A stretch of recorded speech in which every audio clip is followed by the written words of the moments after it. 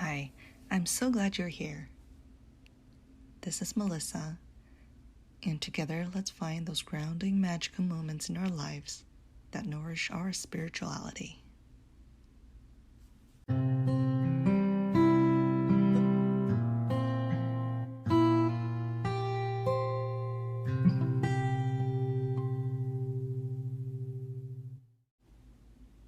Episode 19, When You Find Self-Acceptance Through Nature.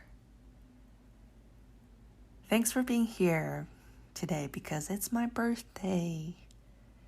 And I'm very happy and want to bring some joy and sense of fulfillment to share with you. I want to talk about ways to feel that I'm living an enchanted life surrounded by magic and nature spirits.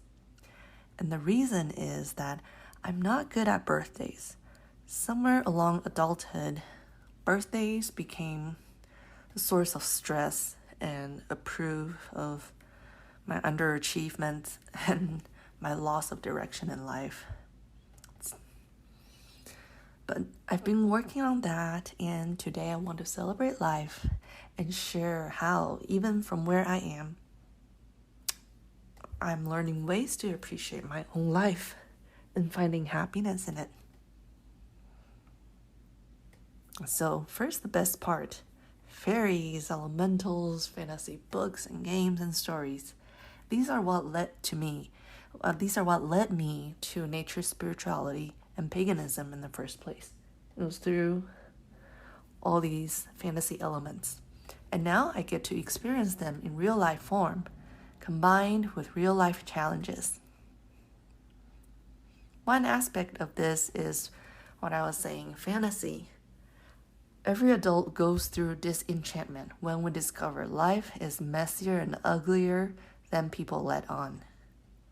But if we accept that enchantment, then we are free to start forming new opinions. Now I look at these stories and games again and see that they've always been messy and ugly.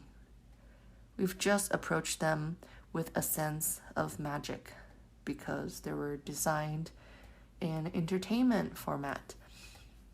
So now I can do the same. I can do the same with real life and hold enchantment and disenchantment at the same time.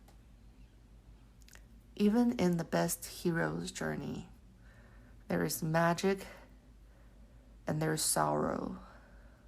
There's mistakes and downfalls. Acknowledging this means being unhappy or unsuccessful has nothing to do with whether life is magical or not. If I decide life is magical, it applies to every event, every turn, and every stage of my life. Only as life wants it and not just as I want it. And I'm not saying I can fully embody this paradox now, but it is how I find hope and self-love inside me. I'm recently inspired by a meditation meant for the root chakra of safety, security, and foundations.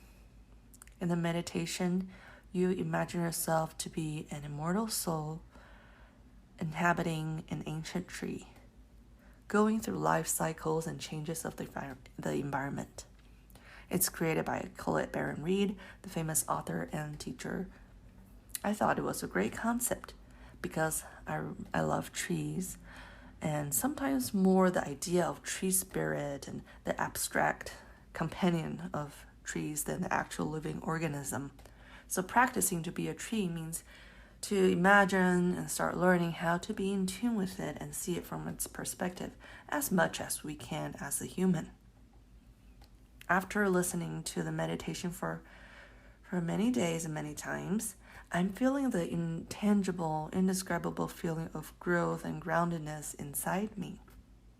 And like I said, I often feel unclear about directions and not having a full sense of self. And on the side note, I'm a reflector in human design, and it explains a lot of it. but that information doesn't automatically change my life. And by listening to this meditation continuously, I believe I could transfer some of that ancient tree, stable energy into my being. There is a statement in one section that really stood out to me from the meditation, which is, I am like an ancient tree.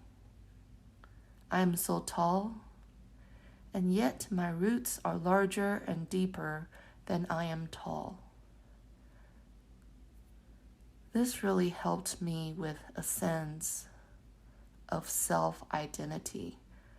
And instead of feeling like I'm being pulled in different directions and different experiences, I can know that my roots are always deeper than how I'm expanding out into life experiences.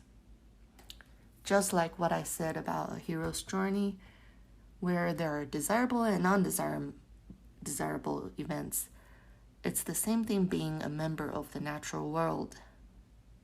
Enchantment comes from my perspective and how I decide to look at it, how I define it. Enchantment holds everything, not just the easy and successful parts in life.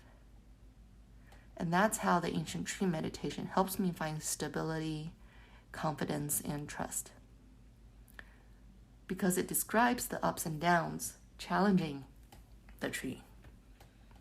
And for example, here's a few more quotes from the guidance in the meditation.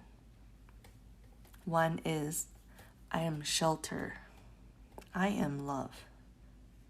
The birds sing and sleep in my arms, for I am like an ancient tree.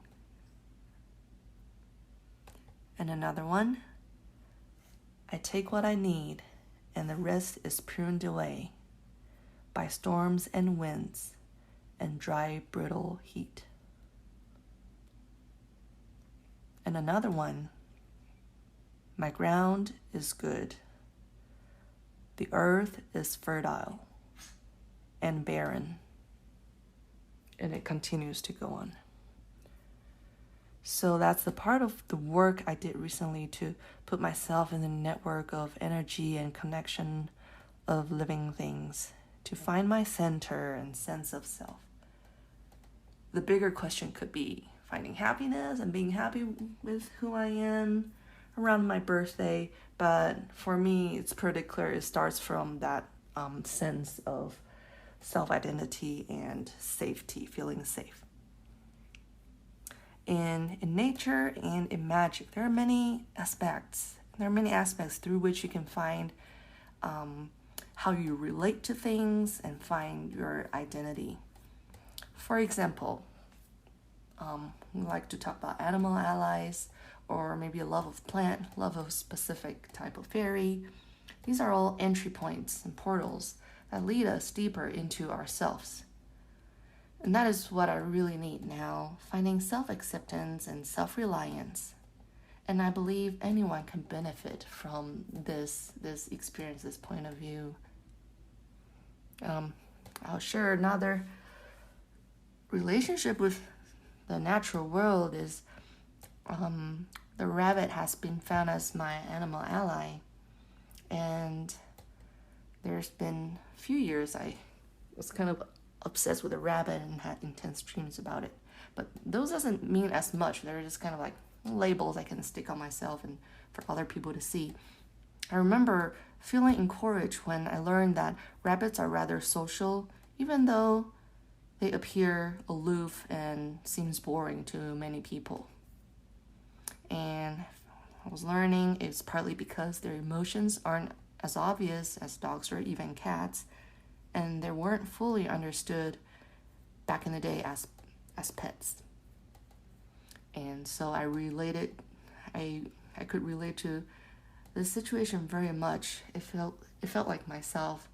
And so when I fear there's something wrong about my social behaviors, the rabbit reminds me to remain unafraid and authentic, and simply try something extra when I can, to reach out when I can, for example, rather than getting stuck on judging myself. Because as much as rabbit is a prey animal, they respond quickly They can be full of action. And yeah, so I am proud that sometimes I can say that I love myself. And I do wish the same for you. That's all I have to share today, and I'll see you in another episode.